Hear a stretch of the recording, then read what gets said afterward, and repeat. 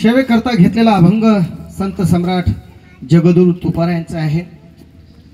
तुकोबराय या अभंगात संतांची महती वर्णन करतायत। या माऊली विठ्ठल विठ्ठल विठ्ठल विठ्ठल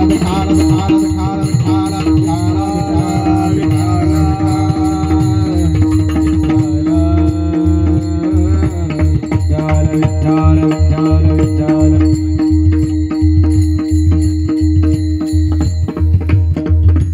या ठिकाणी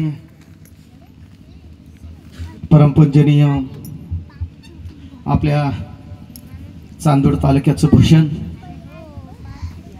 तुकारामजी महाराज वाजे वारकरी शिक्षण संस्था वागदर्डी यांची या ठिकाणी उपस्थिती आहे। आता यांच्या समोर आपण कीर्तन करणं म्हणजे भर पावसात तांबर धरल्यासारखे। विठ्ठल विठ्ठल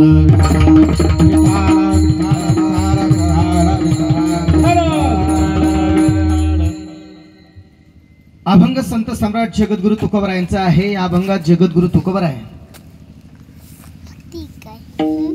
संत किती मोठे आहेत, संतांचा मोठेपणा सिद्ध करण्याकरता या ठिकाणी या जगतामध्ये सर्वत्र दृष्टी टाकली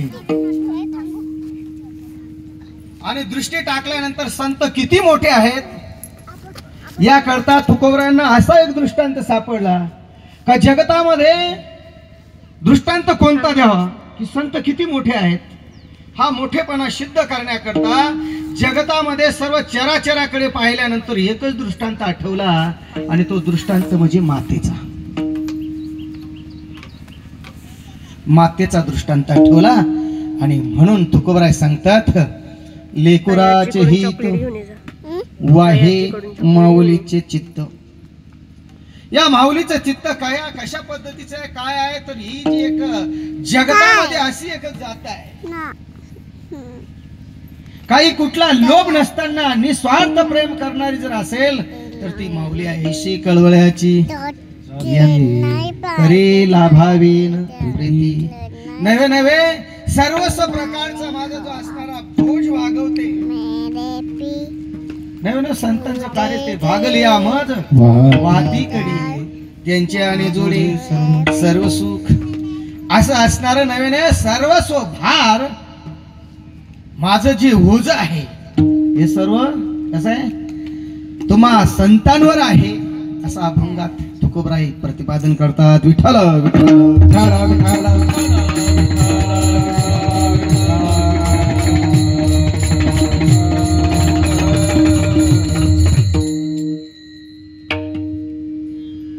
आज या ठिकाणी श्री हरिभक्तीपरायण बाबाजी भाऊ रामनाथ सेलार यांच्या ह्या मातुश्रीला इलोकीची यात्रा संपूर्ण परलोकात जायला आज 1 वर्ष झाले आणि त्यांच्या ह्या वर्ष श्राद्धाच्या निमित्ताने ही सेवा आहे। सज्जनो मायबापू याला मृत्यूलोक म्हणतात। या मृत्यूलोकामध्ये अनेक लोक आहेत जसं स्वर्ग लोक आहे, कैलास लोक आहे, वैकुंठ लोक आहे, ब्रह्मलोक आहे, खाली सप्त पाताळ आहेत 7 पाताळ आहेत आणि मध्ये असणारा हा मृत्यूलोक आहे। आणि या मृत्यूलोकात याचं नावच मृत्यूलोक आहे म्हणजे इथं मरावं लागतं। विठ्ठल विठ्ठल विठ्ठल विठ्ठल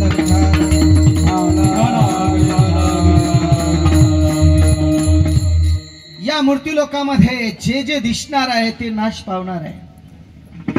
उपजे ते नासे नासे ते पुनरुपी दिसे हे घटिका यंत्र जैसे परिभ्रमेगा उपजला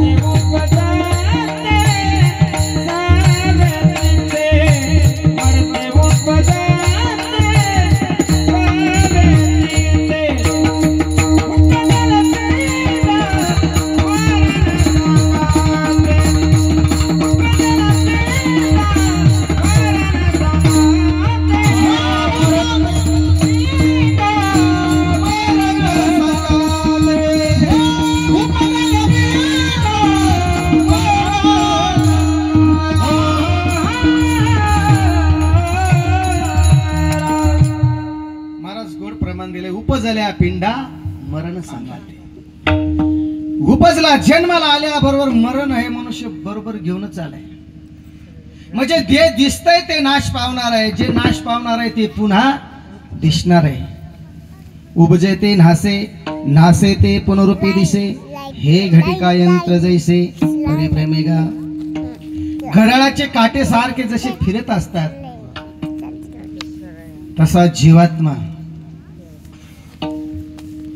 फिरत असतो. कसा फिरतो? माऊली ज्ञानोबराय सांगतायत, पुन्हा वर्णन करतायत. जुलून जैशी सांडीजी. नूतन वस्त्र, जुने कपडे झाले की ते मनुष्य टाकून देतो आणि नवीन वस्त्र धारण करतो. त्याप्रमाणे जीवात्मा जीर्ण शरीर झालं का ते टाकतो आणि नवीन नाही का देह धारण करत असतो. अर्थात तुमच्या आपल्या जीवाच्या बाबतीमध्ये जर पाहू गेलो तर आपल्याला मरणच नाही. काय मरणच नाही महाराज. आता तुम्ही म्हणाल कस काय मरण नाही? आपलं फक्त स्थलांतर आहे, इकडून तिकडे तिकडून तिकडे. मरण नाही. ज्यांच्या बाबतीमध्ये मरण आहे, मरणाच्या बाबतीमध्ये त्यांच्या बाबतीमध्ये ते तयारच मरणा करतात. पण आपलं या देहातून त्या देहात, त्या देहातून त्या देहात हे सारखं चालू आहे. कारण याचं कारण असं आहे, 2-3 कारण आहेत महाराज. पहिलं कारण असं आहे की आपली वासना शिल्लक राहिली म्हणून जन्म आहे. जन्म घेण्याला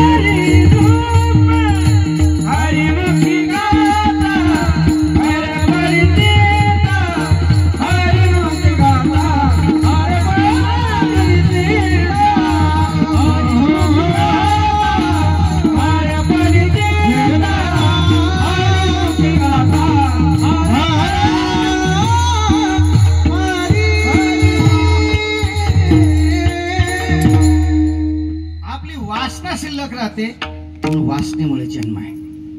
दुसरं कारण सांगितलं महाराज, आपलं कर्म शिल्लक राहिलं. अगा कर्मीजी कर्म शिल्लक राहिलं, त्या कर्मानुसार जन्म आहे. दोष शिल्लक राहिले, पापामुळे जन्म आहे.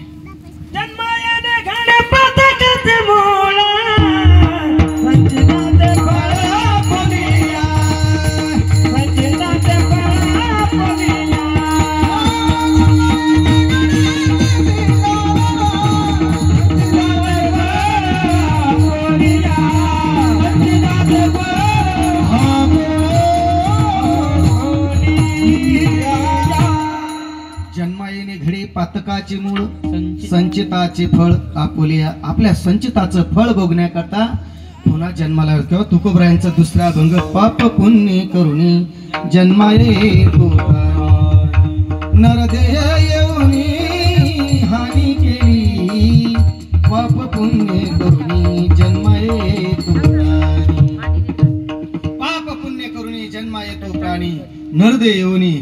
केली, या कारणास्तव पुन्हा जन्माला यावं लागतं. एकंदरीत जर पाहू गेलो तर 3 कारण. मग मरताना प्राण जाते समय जशी वासना निर्माण झाली त्या वासनेनुसार जन्म आहे. माऊली ज्ञानोबराय सांगतात, अर्जुना तू माझं स्मरण कर म्हणजे तू माझ्या स्वरूपाला आहेस. आणि मरण जे आठवे तो तेची गती ते पावे, म्हणून सदा स्मरावे मातेची द्वा. अर्जुना तू सदैव माझं स्मरण कर म्हणजे माझ्या स्वरूपाला येशील मरणाच्या प्रसंगामध्ये. नवे नवे अर्जुना तू जर मला शरण आला, मला म्हणजे मी सांदीपनीचा श्रीकृष्ण, तू जर मला शरण आला तर मी तुझ्या दोन्ही प्रकारच्या दुःखाचं निवारण करेन. आणि ते 2 प्रकारचं दुःख म्हणजे जन्म आणि मरण आहे. जो माझ होय अनन्य शरण त्याचे निवारी मी जन्म मरण, या लागी शरणांगता शरण मीच एकू. मीच एक आहे म्हणून तू मला शरण आहे. आणि जर भगवान परमात्म्याला जर शरण गेला तर तो काय करतोय महाराज, 2 प्रकारचे दुःख आहे. ते म्हणजे कोणतं, पहिलं दुःख सांगितलं जन्माचं आणि दुसरं मरणाचं. प्रत्येक माणसाच्या पाठीमागे जर भीती असेल तर ती म्हणजे कोणती आहे, मरणाची आहे. मग मरण कसं आलं पाहिजे, मृत्यू कसा असला पाहिजे ऐका. याच्याकरता आपले धर्मग्रंथ काय सांगतायत आपल्याला. आपल्या हिंदू धर्माचे जर पाहू गेलो तर 2 ग्रंथ आहेत. हिंदू धर्माचे किती ग्रंथ आहेत, 2 ग्रंथ आहेत. आणि ते 2 ग्रंथ म्हणजे कोणते आहेत, गीता आणि भागवत. पण शोकांतिका अशी आहे की आम्ही फक्त म्हणायला हिंदू आहोत पण आमच्याजवळ हिंदूचं आचरण नाही. किती हिंदू लोकांकडे धर्मग्रंथ आहेत, आम्ही फक्त म्हणायला आहोत, आचरण नाही. महाराज 40-40, 50-50 लाखाचे बंगले बांधलेत पण दारासमोर तुळशी वृंदावन नाही. शोकांतिका वाटत नाही हे घर हिंदूचे का अन्य कोणाचे. हिंदू धर्माचे भूषण गाय तुळशी वृंदावन. गाय आणि तुळशी वृंदावन पाहिजे महाराज. आज गायी जर पाहिल्या तर गायीच्या खत्तली झाल्यात महाराज, गायच नाही राहिली. काही दिवसामध्ये गाय चित्रामध्ये पाहावं लागेल. अगदी 1000-1500 रुपये करता गाय विकले महाराज. कसं याला विकून टाकल्यात. मला सांगा त्या 1000-1500 रुपयाने काय होणार आहे, आपला परपंच चालणार आहे का. पण ज्या वेळेस ती गाय कत्तलखान्यामध्ये नेली जाते ना त्यावेळेची काय अवस्था असते. 4 दिवस त्या गायीला चारा पाणी दिला जात नाही. लोखंडी सळईने असं बेदम मारलं जातं त्या गायीला. का मारलं जातं, तिची त्वचा ढिल्ली व्हावी म्हणून, चामडी ढिल्ली व्हावी म्हणून. ऍसिड सारखे तीक्ष्ण फवारे त्या गायीच्या अंगावर मारले जातात. का मारले जातात, तिची त्वचा मुलायम व्हावी म्हणून. आणि प्राण वाचवण्याकरता अशी धडपड करत असते. ज्यावेळेस उठते आणि समोर जसा हंग टाकते जजून काही असा वरून पाता पडतो महाराज, धडा वेगळं शिर होत. मग ती गाय या शेतकऱ्याला काय आशीर्वाद देत असेल, हे हिंदूला काय म्हणत असेल, अरे मी हिंदूची माता झाली म्हणून मला ही जागा दाखवली का. पाश्चात्यांची जर माता झाली असती तर माझी अशी अवस्था झाली असती. ती गाय म्हणते, माझ्या दुधाने तुझ्या बाळाचे दिवस सुखाने गेले, उपकाराची फेड म्हणून काय कसायास विकली. अरे तुझं लेकरू गावानीत कधी रांगत आलं तर मी त्याला टाप सुद्धा मारली नाही आणि तू मला ही जागा दाखवलीस. मी हिंदूची माता झाली म्हणून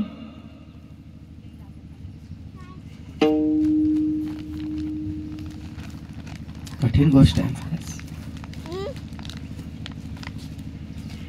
गाय तुळशी वृंदावन हे भूषण आहे हिंदू धर्माचं. चला मुद्दा असं सांगतो तुम्ही, धर्मग्रंथ काय सांगतायत, जगावं कसं याच्याकरता गीता आहे, ज्ञानेश्वरी आहे, आणि मरावं कसं याच्याकरता भागवत महापुराण आहे. भागवतामध्ये सुंदर अशा कथा आलेल्या आहेत. मृत्यूयोग कसा असला पाहिजे, मरण कसं आलं पाहिजे,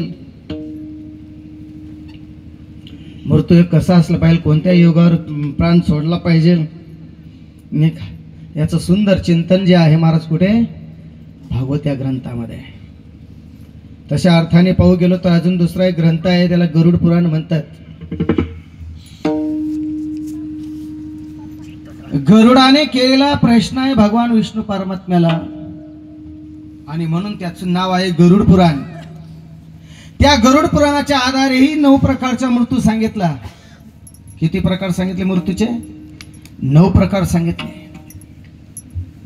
स्वइच्छा मरण, अनिच्छा मरण, परिच्छा मरण, काल मरण, अकालन मरण, संस्कृतीचं मरण, प्रकृतीचं मरण, विकृतीचं मरण, असे मरणाचे किती प्रकार पडतायत? 9 प्रकार पडतायत.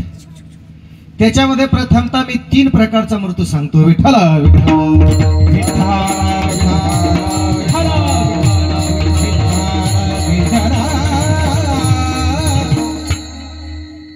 संस्कृतीचं मरण, प्रकृतीचं मरण आणि विकृतीचं मरण.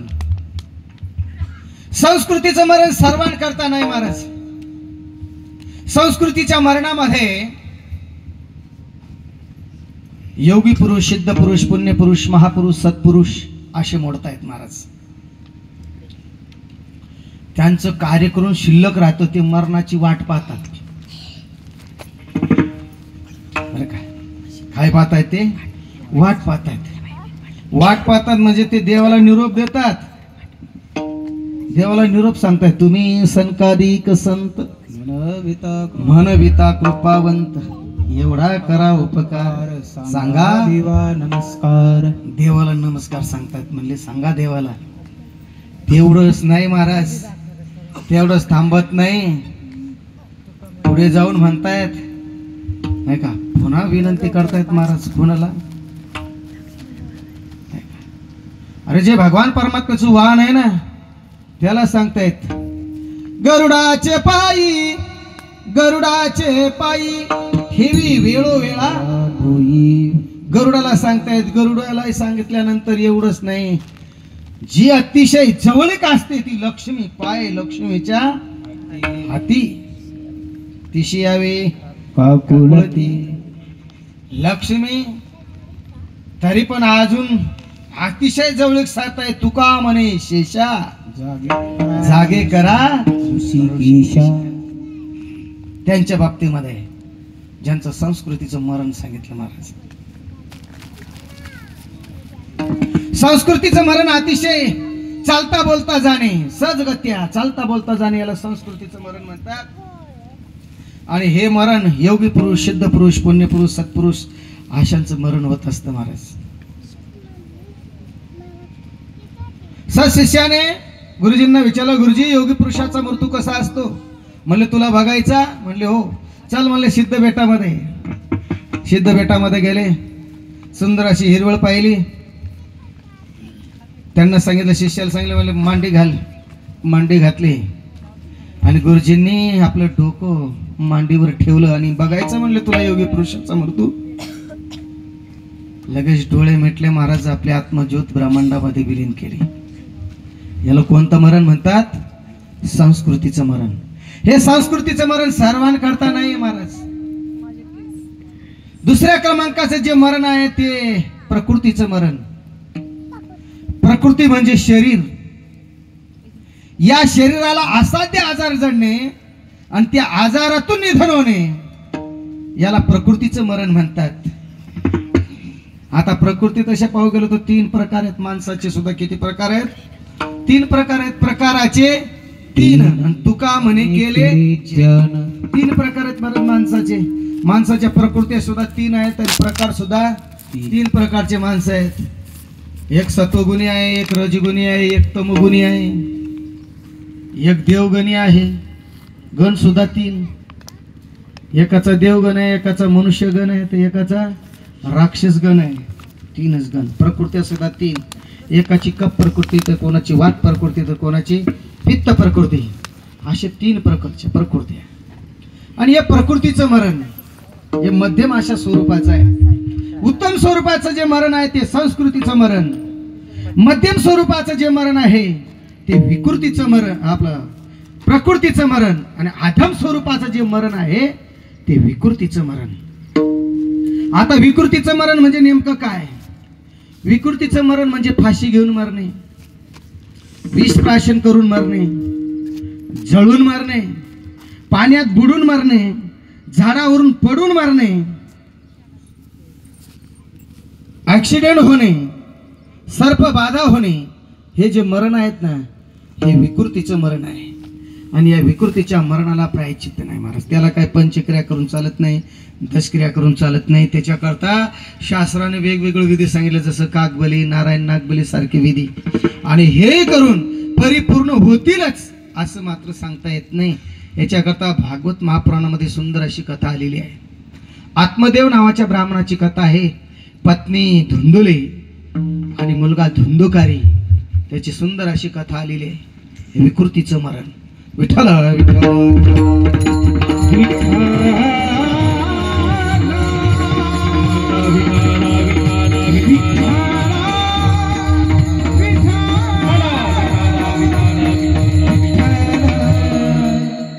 असं याला विकृतीचं मरण म्हणतात. असे मरणाचे 9 प्रकार आहेत. त्याच्यामध्ये उत्तम असं जे मरण आहे,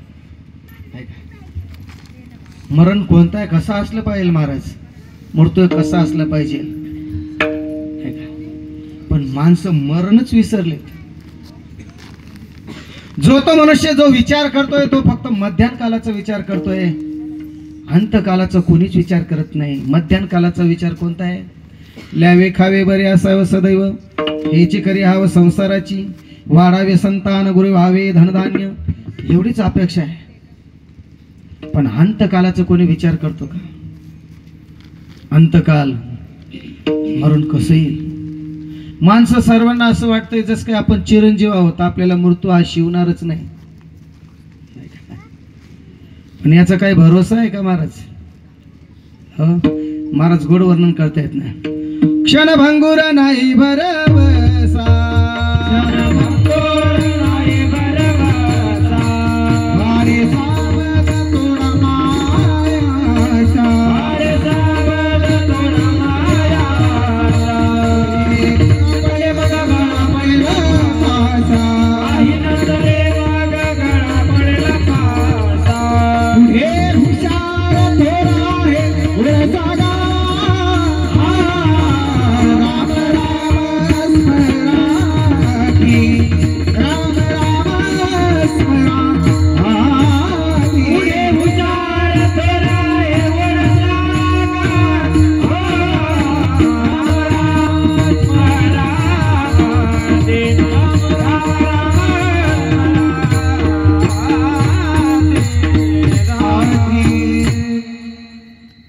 भरोसा नाही महाराज. क्षणभंगुर नाही भरवसा, वारे सावध तोडा माया आशा, काही न चले मग गळा पडेल फासा, पुढे हुशार थोर आहे वळसा, राम राम स्मरारी. किंवा महाराज सांगतात क्या भरोसा इस जिंदगी का, साथ देती नहीं किसी का, भरोसा है इस जिंदगी का. याचा काय भरोसा आहे महाराज? कोण काळ येईल कैसा नाही देहाचा भरोसा. एवढंच नाही महाराज, वेळ लागत नाही. तुकोबराय सांगतायत पाण्यावर बुडबुडा येतो ना, बुडबुडा आल्यानंतर त्याला फुटायला किती वेळ लागतो? एवढ्या कालावधीमध्ये जातो महाराज. संसार सोडा देह पाण्याचा बुडबुडा, अजून तरी तू सावध होय रे मुडा. मला सांगता अजून तरी तू सावध हो.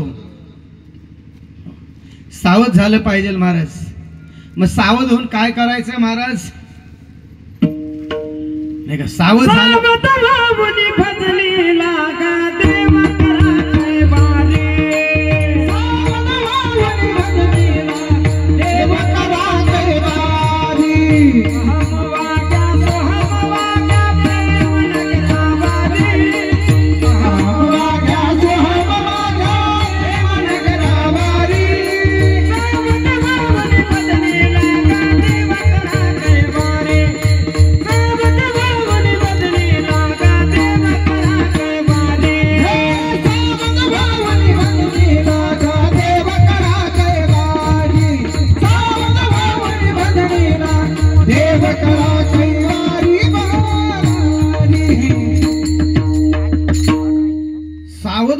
भजनी लागा देव करा कैवारी. नाही का भगवान परम कैवारी सावध होऊन भजनाला लागायचंय. हो सावध झालो हरीच्या आलो जागरण. सावध झालं पाहिजे, पण कुठे सावध झालं पाहिजे आणि कधी सावध झालं पाहिजे? तर नामदेवराय सांगतायत महाराज, मरणाधी सावध व्हावे, आधी सावध व्हावे,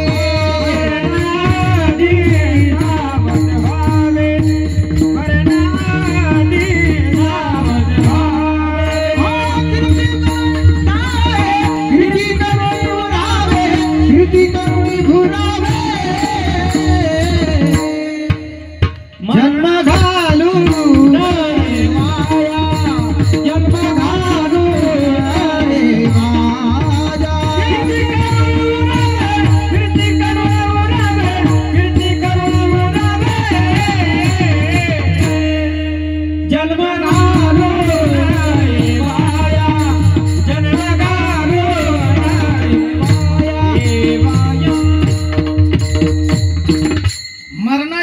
सावध झालं पाहिजे. मरणाच्या आधी आणि सावध होऊन काय केलं पाहिजे? कीर्ती करून मरावे.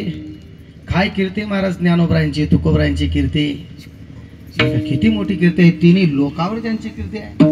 वारीला ध्वज ऐशी तराच्या ऐशी तराच्या ऐशी तरा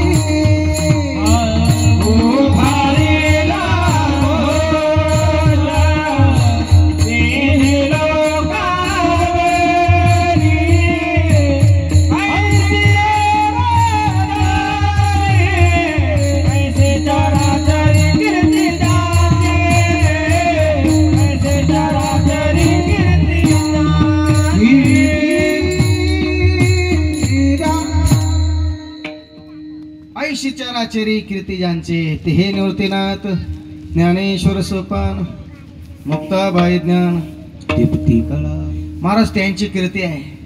तुमची आपली सुद्धा कीर्ती असली पाहिजे.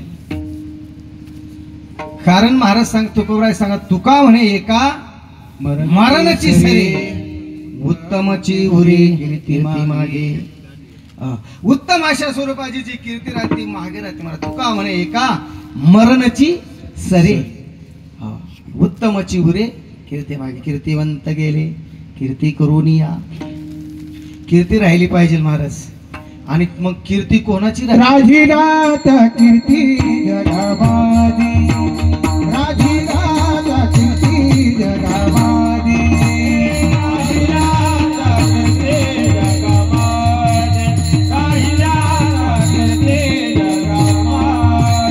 दिगंबरा ईश्वर विभूती राही राजा कीर्ती जगमाजी राही राजा कीर्ती जगमाजी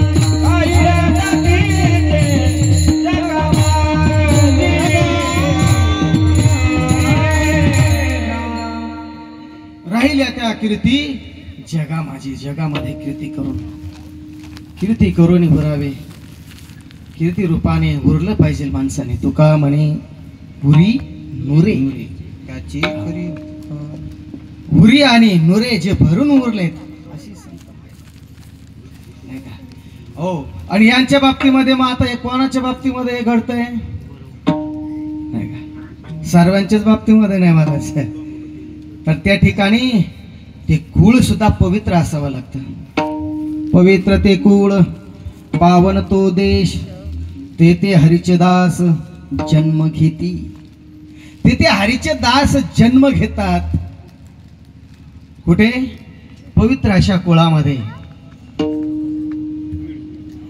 आणि पवित्र अशा कुळामध्ये जर हरीचे दास जन्म घेऊन काय करत असतात महाराज असं एक भगवत धर्माचं सत्कर्माचं कार्य करत असतात विठ्ठल विठ्ठल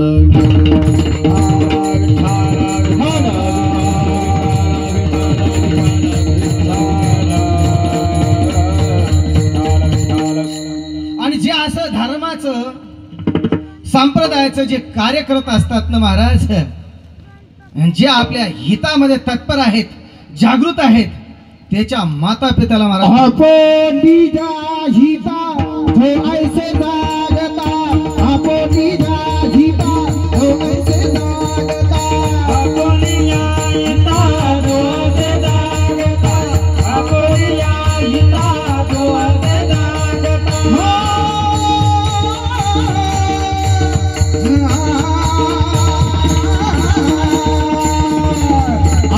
आपोटी जागता तो ऐसे जागता आपोटी जागता ऐसे जागता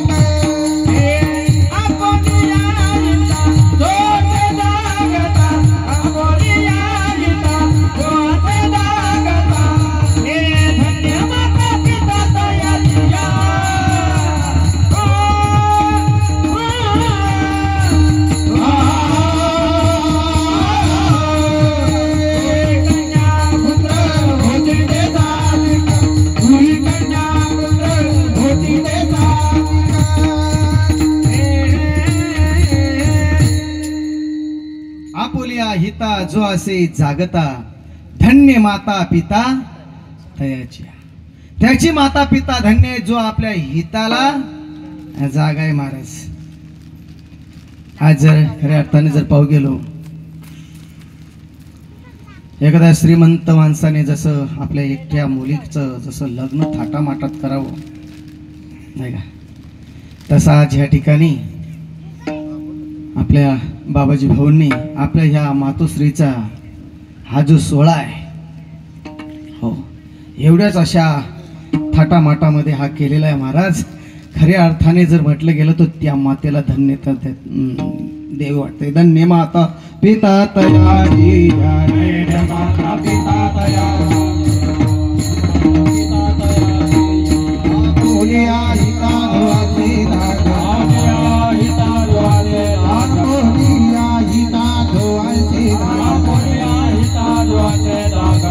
माता पिता तयारी माता पिता तयारी माता पिता तयारी का ज्यांनी हो संप्रदायामध्ये एवढं मोठं कार्य केलंय, नवे नवे या ठिकाणी एवढा मोठा हा पुण्यस्मरणाचा हा कार्यक्रम आयोजित केला महाराज. सर्व असणारे त्यांचे सवंगडी 14 टाळकरी असणारे सर्वांना महाराज या ठिकाणी वस्त्रदान एकसारखे ड्रेस केले महाराज. आहे का, थोडा आनंद आहे एवढा मोठ्या थाटामध्ये. असो महाराज या ठिकाणी मातेला धन्यता देत आहेत. धन्य माता पिता. आता माता कोणती धन्य आहे?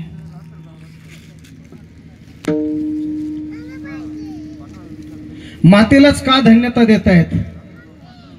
ते या विश्वामध्ये अपौरुष असलेला जो वेद आहे,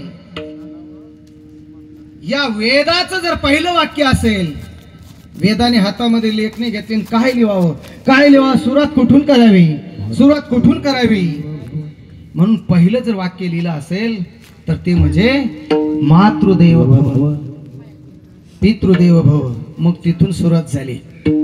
तर पहिलं वाक्य लिहिलं महाराज कोणतं आहे? मातृदेव भव. या विश्वामध्ये मातेचं जे स्थान आहे ते अतिशय उच्चतम अशा स्वरूपाचं स्थान आहे. जगतामध्ये मातेसारखं स्थान आणि निस्वार्थ प्रेम करणारं दुसरं पात्रच नाही. विठ्ठल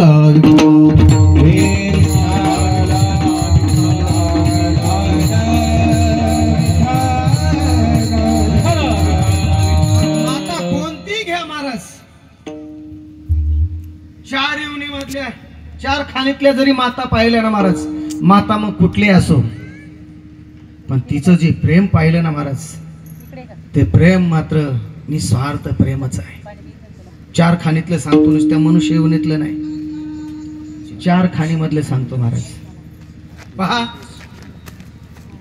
184 योनीमधल्या काही काही पुण्यवान योनी आहेत तर काही पाप योनी आहेत. त्या पाप योनीमध्ये पाप योनीतल्या असणाऱ्या काही 2-4 योनी आहेत महाराज. त्या पाप योनीतल्या कोणत्या 2-4 योनी आहेत? तर सर्प, विंचू या कोणत्या योनी आहेत? पाप योनी आहेत. सर्प, विंचू हे कसे आहेत? पाप योनी आहेत. त्यांना ह्या भूतलावर जगण्याचा अधिकार नाही. त्यांनी पाप केलंय. पण कोणतं पाप केलं? पहा, कल्पना करा, सर्प निघाल्यानंतर तो घर मालक म्हणतो का पत्नीला, अगं असं करा, हळदी कुंकाचं ताट आण, आपण याची पूजा करू. नाही का, तो काय म्हणतो, लाकूड आण, मोठी काठी आण, मारलं जातो महाराज. काही काही जाणकार माणसं जे असतात ना, ते आमच्या भाषेमध्ये सांगतात डोकं टेस डोकं. आणि एखादा बलाढ्य निघाला ना थोडासा मोठा, मग मात्र जर हिंमतच होत नसली ना मारायची, तर मग सांगितलं जाऊ दे, कोणी वारा उडील पाय पडी. एखाद्या वेळेस सर्प सुटून जाईल, पण विंचू असा आहे का, तो विंचू देवाऱ्याजवळ जरी आला तरी त्याला महाराज विंचूला मारण्याकरता काठी लागते का? विंचूला मारण्याकरता कशाने मारला जातो? चप्पलच लागते त्याला. विंचू देवाऱ्याशी आला, खेटराचा मार त्याला. खेटराने मारलं जातं महाराज, चपल्यानेच मारलं जातं का? पाप येऊ नये. त्याच्या नांगीमध्ये काय विष आहे, विष. पाप येऊ नये, विंचूला मारलं जातं. पाप येऊनीच वर्णन आहे. मग तो विंचू एवढा नांगीमध्ये विष आहे, पण असे काही पाप येऊनी सांगितले महाराज. त्या विंचवाला जर पालीने पाहिलं तर पाली त्या विंचवाला खाऊन टाकते.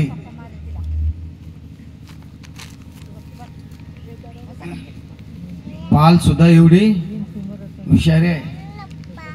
त्या पालीची नुसती गरळ अन्न पदार्थामध्ये पडली तर विषबाधा होते. पण अशी पाल जर कोंबडीने पाहिली, बरं का, कोंबडीने जर पाहिली तर कोंबडी सुद्धा पालीला खाऊन टाकते. म्हणजे कोंबडी सुद्धा एवढी, अहो ही सुद्धा पाप येऊ नये महाराज. इंद्र दरबारातील ती काय नर्तकी आहे. कोंबडीच्या नुसत्या विष्ट्याला स्पर्श झाला तरी फार मोठं पाप आहे, पण ती कोंबडी त्या पालीला खाऊन टाकते नाही का. आता पुढचं काय मला आठवत नाही.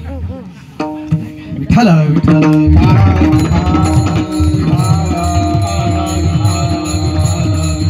मला सांगा ती कोंबडी ते काय लाडू खाते का जिलेबी खाते का काय खाते महाराज.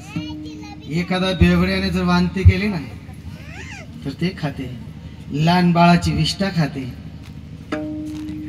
हे सुद्धा पाप येऊन सांगितले महाराज. चला माझा मुद्दा इथं सांगायचं होतं मला. फक्त या ठिकाणी मला मातृदोषाचं सांगायचं आहे.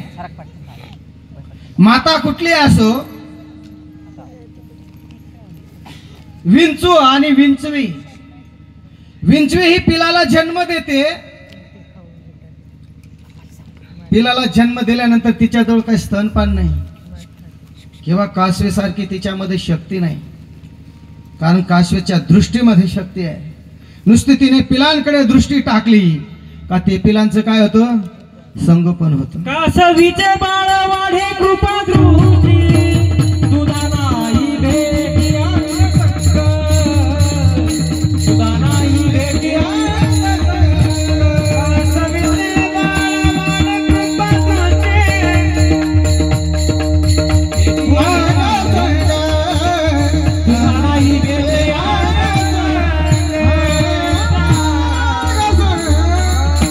कासवाची दृष्टी पिलांवर टाकली का त्यांचं संगोपन होतं, पण तसं विंची जवळ तेही नाही महाराज.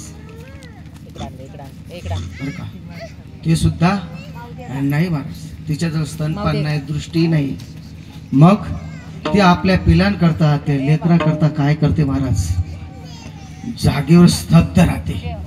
काय राहते, जागेवर स्तब्ध राहते. आणि त्या लेकराकरता ती प्राणाची आहुती देते. कशा करता, लेकराच्या हिता करता. लेकराचे हित, लेकराच्या हिता करता प्राणाची आहुती देते. परिणाम असा होतो की ते पिलं त्या विंचवीला खातात आणि त्याच्यावर ते पुष्ट होतात. मुद्दा असा आहे का याला विंचवाचा जन्मच का मिळाला असेल. याच कारण महाराज सांगतायत मातृदोष. कोणता दोष आहे, मातृदोषाचं पाप. आणि मातृदोषामुळे, माता पित्याचं न ऐकल्यामुळे काय परिस्थिती होते महाराज. काही कडनं जन्मताच ऐकायला येत नाही, बैरे होतात. बैरा झालो या जगी, बैरा झालो, बैरा झालो, बैरा झालो या जगी, बैरा झालो, बैरा झालो, बैरा झालो या जगी, बैरा झालो, बैरा झालो, बैरा झालो या जगी, बैरा झालो, बैरा झालो. माता माऊली प्राणा दिला, शासना दिला मागोता. माता माऊली प्राणा दिला, शासना दिला मागोता. बैरा धनी स्मरणा, हो बैरा झालो, बैरा झालो या जगी. बैरा झालो, बैरा झालो या जगी, बैरा झालो, बैरा झालो.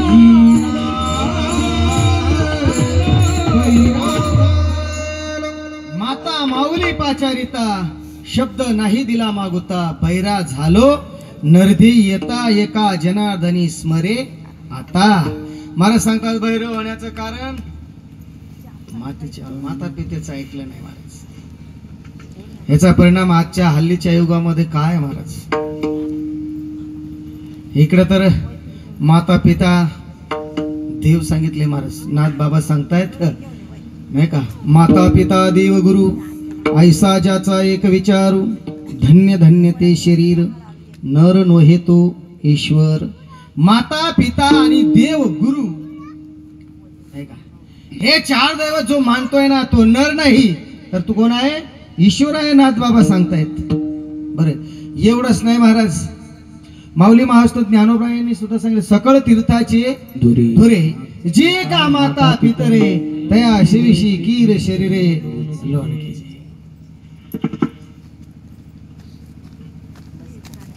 आई वडिलांची सेवा करा.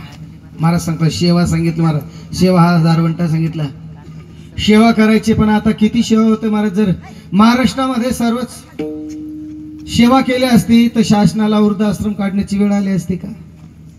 अलीकडे जर पाहू गेलो तर आपला सेवाभाव कसा आहे?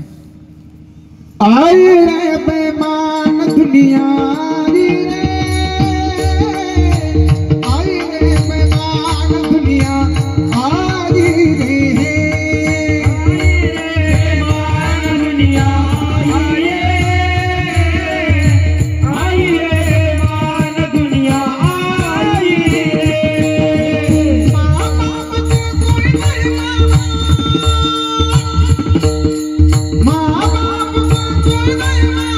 अवरत को बहुमान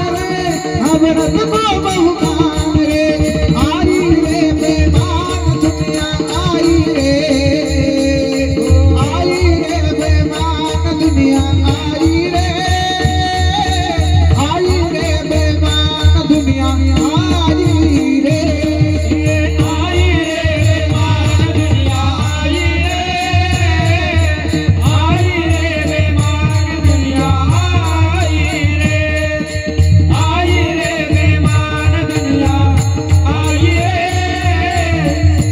रे बेमान दुनिया, आई रे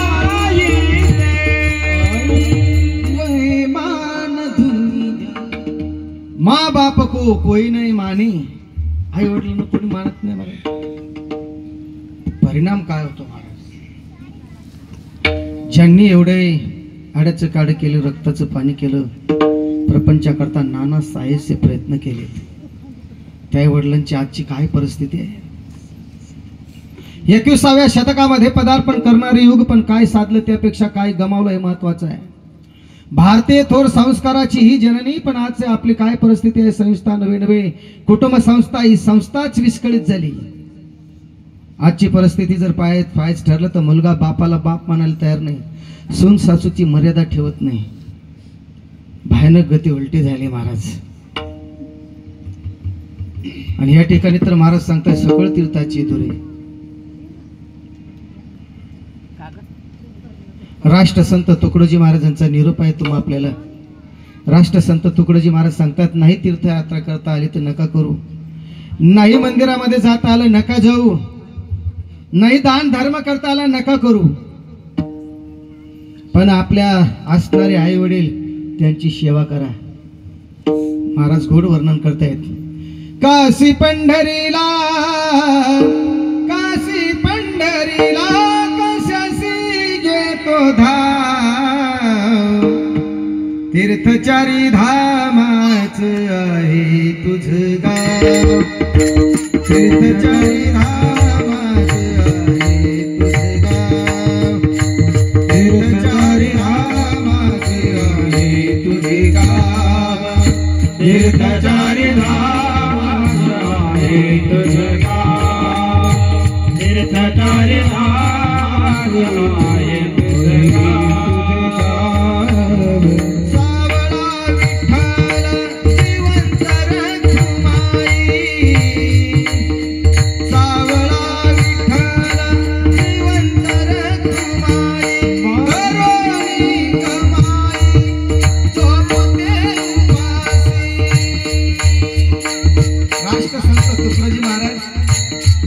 या ठिकाणी या माता पित्याला पांडुरंगाची आई साहेब रुक्मिणीची उपमा देत आहेत. सावळा विठ्ठल जिवंत रखुमाई. म्हातारी दिवसभर शेतामध्ये कांदे लावत होती. कांदे लावून लावून थकली आणि घरी आल्या आल्या झोपी गेली. मग मुलाचं कर्तव्य नाही का, सोनेचं कर्तव्य नाही? राष्ट्रसंत तुकडोजी महाराज म्हणतात, घास नैवेद्याचा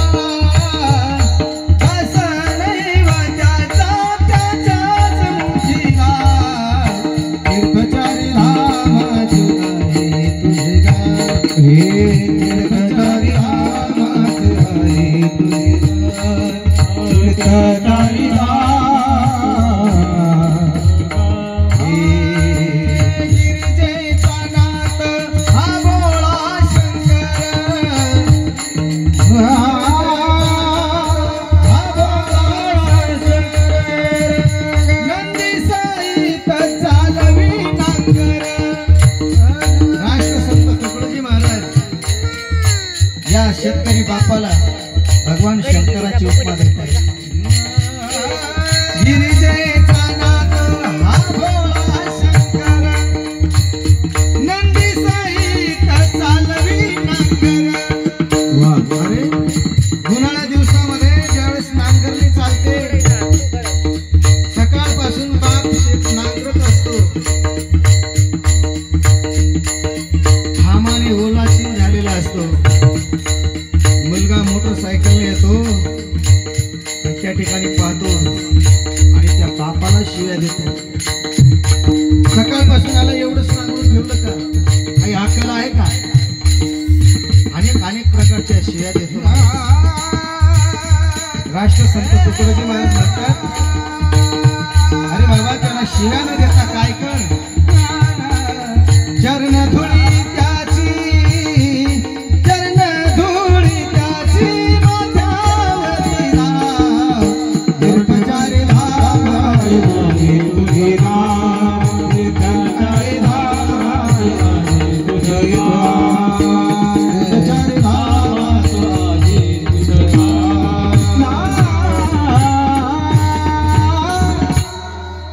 म्हणून महाराज या ठिकाणी सांगतायत, मातृदेव भव. मातेचं स्थान नाही का, आई वडिलांचं स्थान फार उच्चतम आहे. आणि म्हणून या माते जर उपकार जर पाहू गेलो तर या जगतामध्ये तुम्ही आपण आलोत ना, जन्माला पहिलं स्थान या मातेने दिलं आपल्या हृदयामध्ये. तिने रक्त दिलं, नवे नवे तिने कॅल्शियम दिले, हाडं दिली. पहा, अग्नी सर्वांना जाळू शकतो, सर्वांना जाळू शकतो अग्नी, पण आईने दिलेली जी हाडं आहेत त्याला नाही अग्नी जाळू शकत.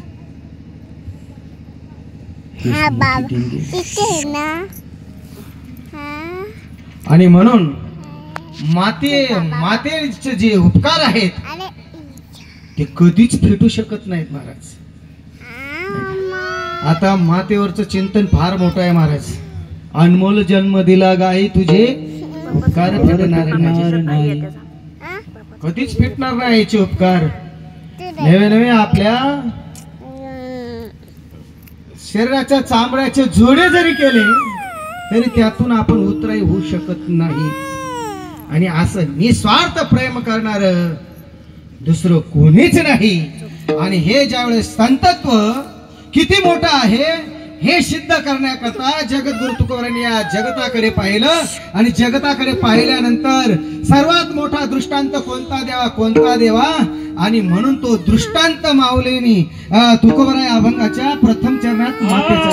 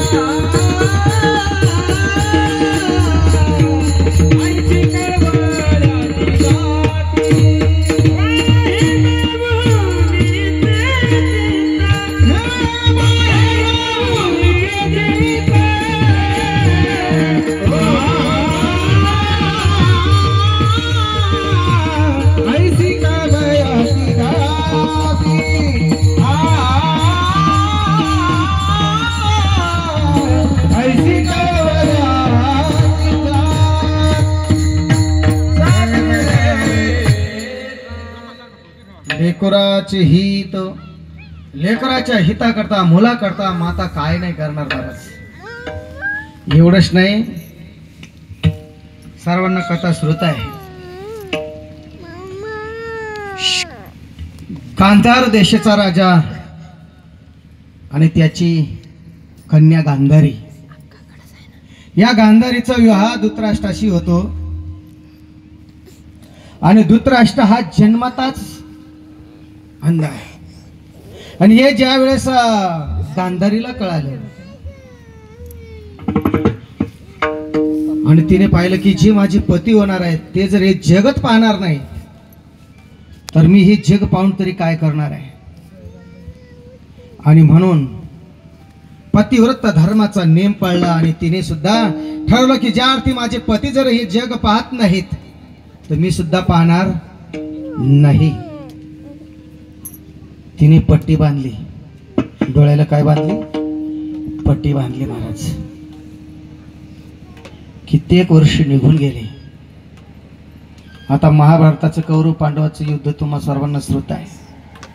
त्याच्यातला दुर्योधनाला असं वाटायचं मी वज्रदेही झालो पाहिजे, पण वज्रदेही कशाने होईल याचं औषध कोण सांगेल? कोण सांगेल? भगवान श्रीकृष्णाला जर सांगितलं तर तू सांगणार. पण ह्याचा उपाय जर धर्मराजाला माहिती असेल, धर्माला जर माहिती असेल तर धर्म निश्चित सांगितल्याशिवाय राहणार नाही महाराज. आणि खात्री झाली दुर्योधनाची. एक दिवशी धर्मराजाकडे गेला दुर्योधनाने सांगितलं कशा करता पांडवांवर जय मिळवायचा आहे. पण राजा धर्माचं पथ्य होतं महाराज, सत्य बोलणारा होता, सत्यवादाचे तप, सत्य बोलणारा धर्म. आणि धर्म राजाला विचारलं, सांगितलं की मी वज्रदेही कशाने होईल, याचा काही उपाय असेल तर सांगा. त्याने सांगितलं अरे बंधू म्हणले उपाय औषध घरातच आहे. म्हटलं काय? आपली माता गांधारी, गांधारी मातेने तिच्या दृष्टीमध्ये एवढी शक्ती सामावलेली आहे.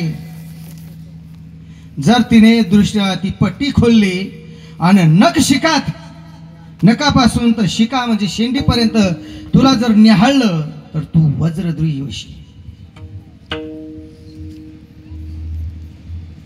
महाराज सल्ला पटला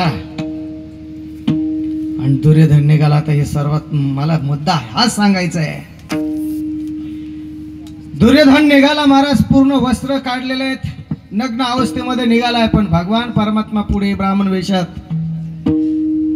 ते म्हणले अरे दुर्योधना कुठं चालला? म्हणले चाललो मातेच्या दर्शनाकरता. अरे चाललाय खरंय म्हणले, वज्रदेवी होण्याकरता चाललाय, पण निदान काही थोडीफार लाज लज्जा तर पाहिजे का नको? तू का आता लहान बालक आहे का?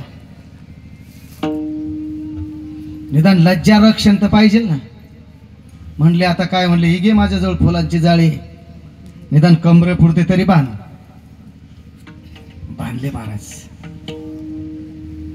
आणि ज्यावेळेस दुर्योधन गेला, आता मला सांगा महाराज, एवढी महान असणारी भगवान भोलेनाथांची भक्त होती गांधारी, एकनिष्ठ भक्त होते महादेवाची. सामर्थ्य महाराज, पती पाहत नाही म्हणून आपण डोळ्याला पट्टी बांधली. पण महाराज लेकरा करता, लेकराचे हित, लेकरा करता महाराज पट्टी सोडली डोळ्याची. नक्षकात पाहिलं महाराजांनी सांगितलं की तुझा फक्त कमरेचा भाग मात्र कसा राहिला? कच्चा राहिला. मला हे सांगायचं की मातेचं प्रेम किती आहे. लेकरा करता काय नाही करत महाराज. लेकुराचे हित, लेकरा करता मुला करता काय नाही करणार महाराज. नवीनच लग्न झालेले, विवाह बंद झाल्या, दिवस गेलेत आणि अचानक ऍक्सिडेंट मध्ये पती वारला. मुलाचा गर्भ पोटामध्ये कशी बशी प्रसूत झाली. त्या मुलाला लहानचं मोठं केलं, संगोपन केलं, सर्व काय केलं.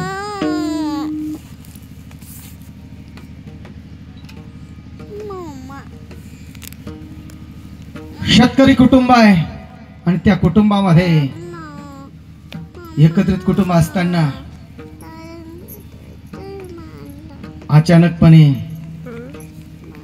त्या बाळाला नावधू घातलं झोळीमध्ये. पूर्वी झाप असायची, पाचीटीची झाप असायची, त्या झापामध्ये टाकलं आणि आपली शेतीमध्ये काम करत असताना प्रकार असा घडला की दुपारची वेळ होती आणि अचानक त्या झापाला आग लागली.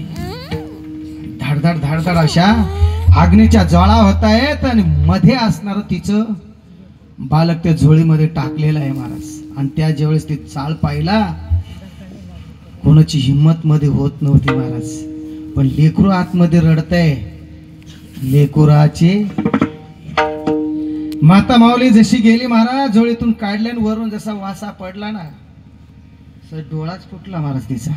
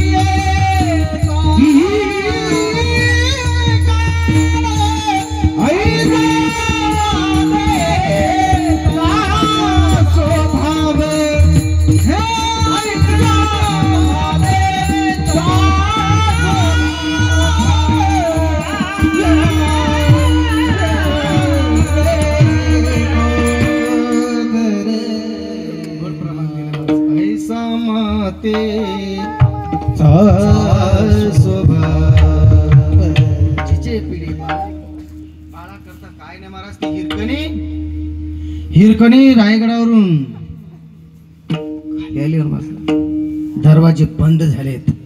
पण लेकरा करता महाराज हो लेकरा करता काय हेच नाही. मनुष्य येवनीचा पशु पक्ष्यांची सुद्धा ती अवस्था आहे. गार हिंडे आकाशी चित्त तिचे पिल्लापाशी. पिल्लांजवळ चित्त आहे दूरवर कुठंतरी आहे पण चित्त मात्र त्या ठिकाणी आहे. तसं त्या लेकरा करता महाराज तिने आत प्रवेश केला.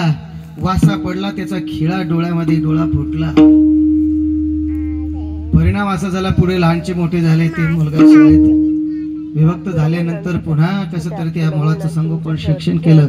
शिक्षण केल्यानंतर परिणाम असा होता की शाळेत जाताना 6वी 7वी 8वी मध्ये असताना मुलं त्याला चिडवायचे. फुटकीचा मुलगा म्हणायचे, आंधळीचा मुलगा.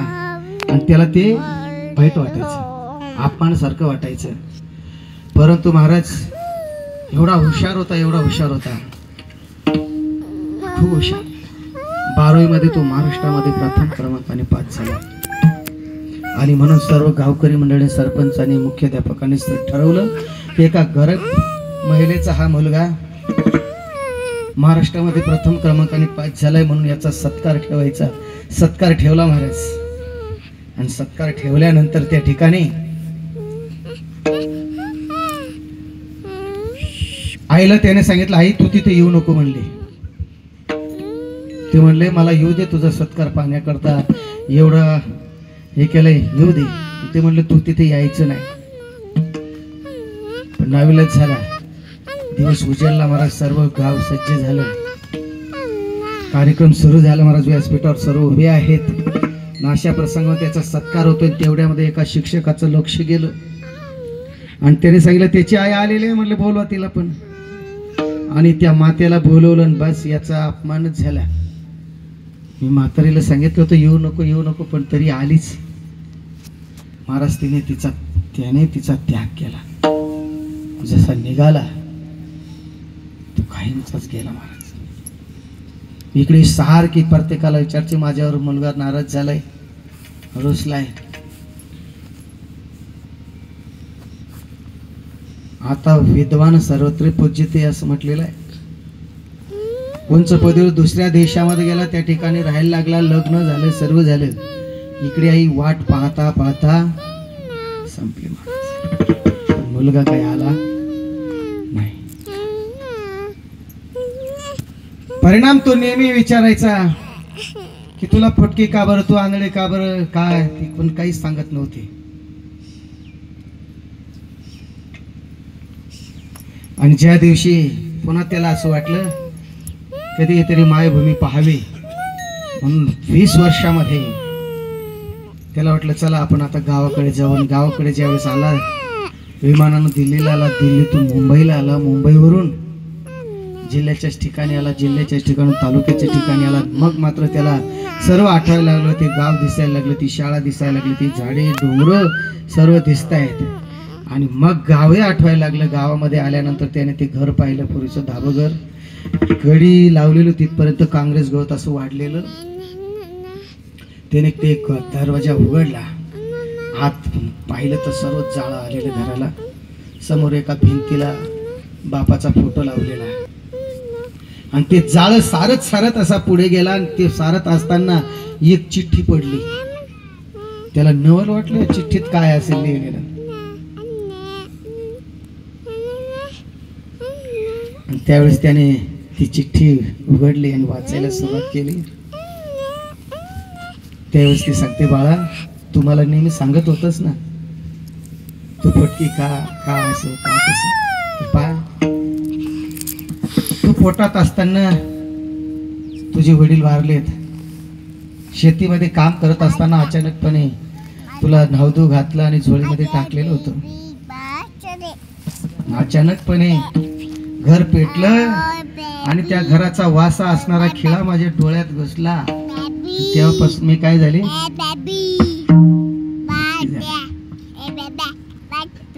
पण तुझ्या करता मी सर्वच काही केलंय. पण शेवटपर्यंत तू मला ह्या ठिकाणी भेटायला हे आला नाही. ज्यावेळेस मुलाला हे वाटतंय ना महाराज, त्यावेळेस वेळ निघून गेलेली असते. अशी उदाहरणं कितीतरी सांगता येतील महाराज. लेकुराचे हित जाणे माऊलीचे चित्त. आता हे ठिकाणी माऊली शब्द वापरलाय महाराज, बरं का, माऊली शब्द वापरलाय. लेकुराचे हित, आता हित हा शब्द आहे. एका ठिकाणी हित शब्द वापरला महाराज. आता या ठिकाणी पुढचा शब्द आहे माऊली. लेकुराचे हित जाणे किंवा वाहे माऊलीचे चित्त. माऊली हा शब्द वापरला महाराज. आता माऊली कोणाकोणाला म्हटलंय, एकंदरीत 4 ठिकाणी माऊली म्हटलंय. देवालाही माऊली म्हटलंय, गुरुलाही माऊली म्हटलेलं आहे, अजून संतांना माऊली म्हटलेलं आहे, आणि श्रुतीलाही वेदालाही माऊली म्हटलेलं आहे. पण या ठिकाणी महाराज सुरुवात इथून होते. आता शब्द पहा, माता वेगळी असते, आई वेगळी असते, जननी वेगळी असते, बरं का, माय वेगळी असते.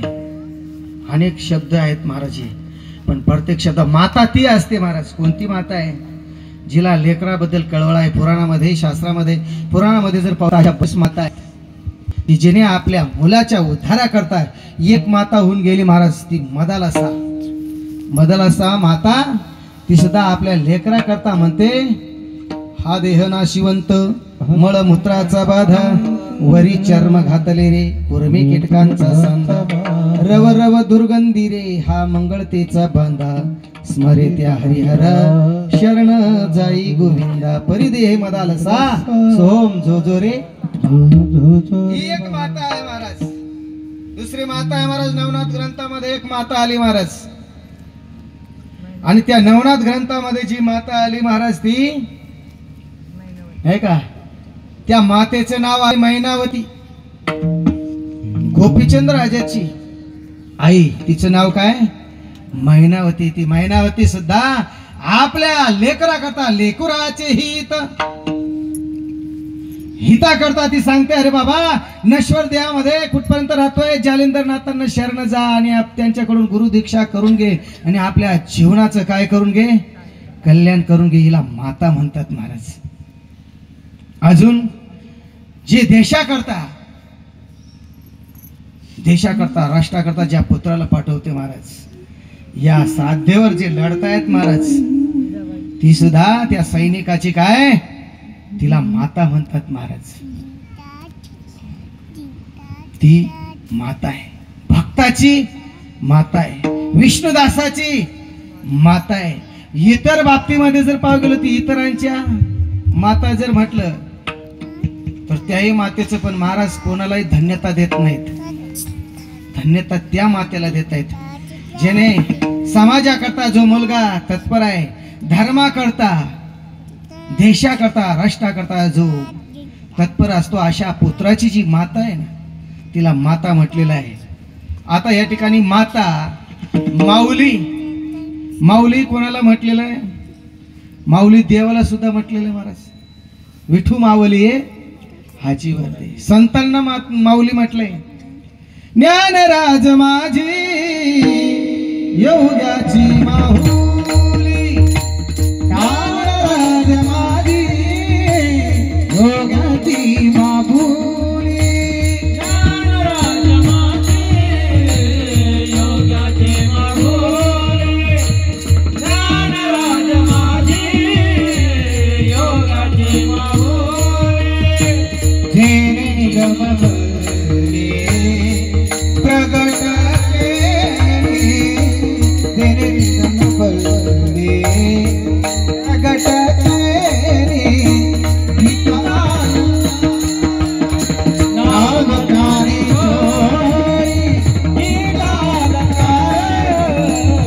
नागकारी चोरी, नागकारी चोरी.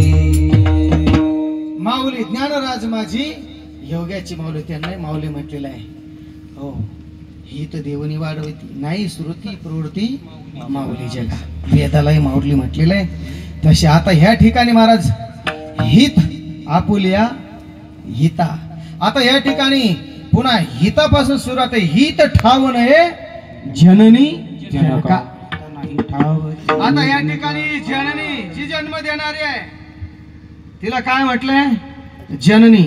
पण याची व्याख्या करत असताना वेगळ्या स्वरूपात आहे. हिने फक्त जन्माला घातले, जन्माला घातले ती जननी, पण तिला त्याच्यातलं हित नाही महाराज. नुसतं जन्माला घातले, असे बरेचसे जन्माला घातले महाराज. शासनाला त्यांच्याकरता सुद्धा आश्रम काढावं लागले, अनाथ आश्रम आहे का नाही. फक्त जन्माला घालतात ती सुद्धा माता सांगितलं, पण हित नाही.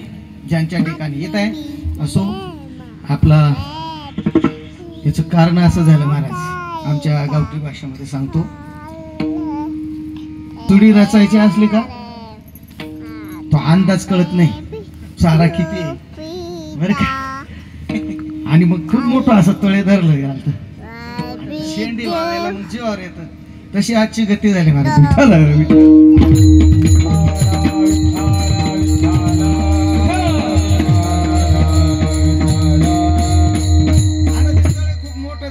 शेंडी वळायचा वेळ कमी झाला नाही का. असो, संप्रदायाच्या नियमाप्रमाणे सर्वांनी गोडाचा सरळवर हात करा आणि गोडाशी त्या आपण ऋष पांडुरंग परमात्म्याचं भजन करूया. विठोबा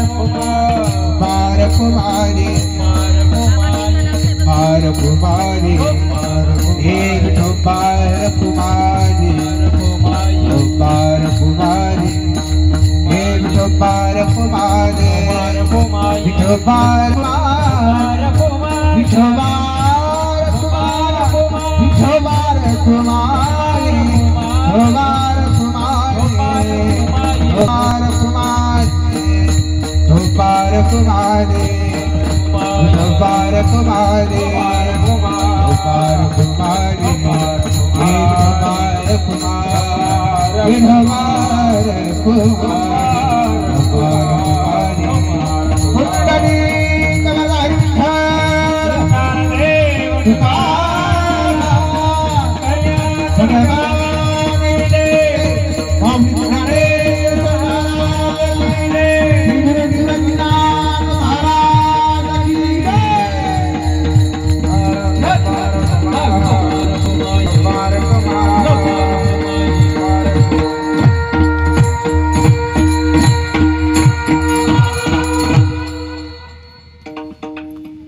लेकुराच हित वा हे माऊलीचे चित्त ऐशी कळवळ्याची जाती रे लाभावीन प्रीती लेकरा करता माते करता आज या ठिकाणी हा जो सोहळा जो घडून आणला महाराज खरोखर जर पाहिलं तर एकाहून एक बळी या ठिकाणी असणारी जी गायक मंडळी अतिशय सुंदर तालबद्ध काय त्यांचं वर्णन करावं महाराज आमच्या भाषेमध्ये जर सांगायचं ठरलं तर एखादा मरेल बी कीर्तनकार जाय ना तो बी कीर्तन करे फक्त त्याला दोघी पाहिजे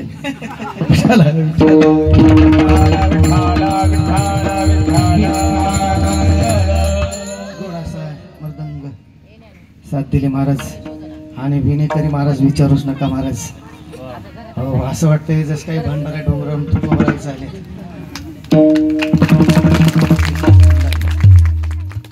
श्रोते मंडळी आता भरपूर वेळ झालेला आहे महाराज म्हटले आता कुठपर्यंत चालायचंय आणि बाबाजी भाऊने हा जो कार्यक्रम आपल्या मातेचा जो कार्यक्रम श्राद्धाच्या निमित्ताने जे ठेवला कार्यक्रम अतिशय थाटामाटामध्ये महाराज याला मृत्यूचा सोहळा म्हणतात बरं का कधी कधी जन्मालानंतर मनुष्य आनंद व्यक्त करतो पण मृत्यूचा सुद्धा सोहळा या ठिकाणी माऊली ज्ञानोबराय दोन्ही सोहळ्याचं वर्णन करतात द्याच्या गावा आलिया जन्म मृत्यूच्या सोहळिया ना म्हणून धनंजय परी एका देहाच्या गावा आलिया आणि जन्म मृत्यूच्या सोहळ्या या मातेचा सोहळा अतिशय सुंदर अशा पद्धतीने त्यांनी या ठिकाणी केलेला आहे असो आपला ह्या ठिकाणी वेळ संपुष्टात आलेल्या असे जे संत असतात त्या संतांची उपमा देताना महाराज हे ठिकाणी संतत्व किती मोठा आहे सिद्ध करण्याकरता मातेचा दृष्टांत दिला लेकुराचे हित वा हे माऊलीचे चित्त असे जे संत आहेत ते जसं माता जशी लेकराशी अनन्य असते निस्वार्थप्रमाणे प्रेम करते नाही का त्या पद्धतीने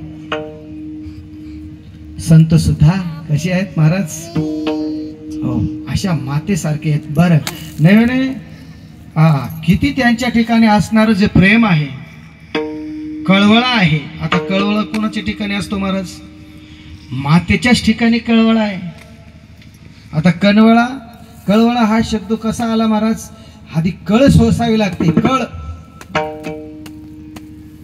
जिने आपल्या मराठी भाषेमध्ये एक शब्द आहे बाळांत काय शब्द आहे बाळांत व्यवस्थित प्रस्तुत झाली तर बाळ नाही तर काय होतो अंत आणि त्या अवस्थेला असं कळा येतात महाराज आणि एवढी कळ जी सोसते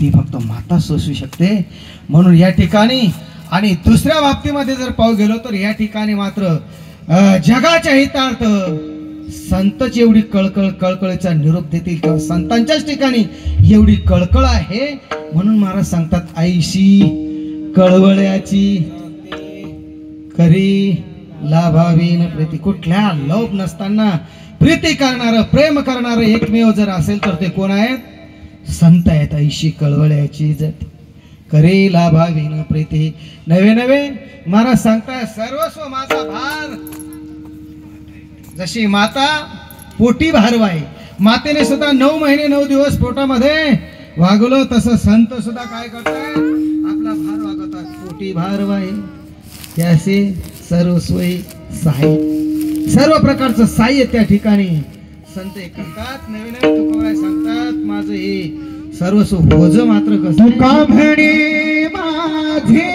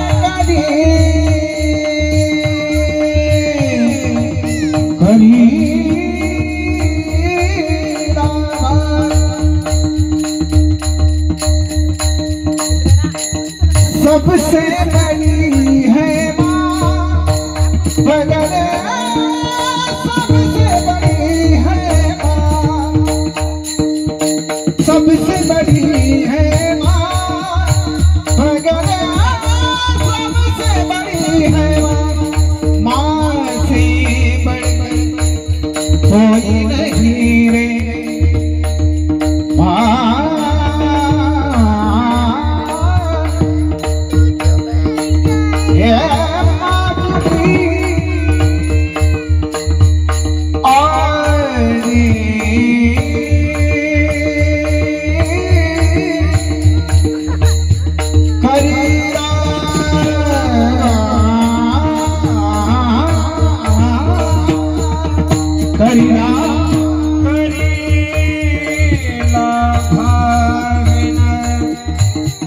तेरा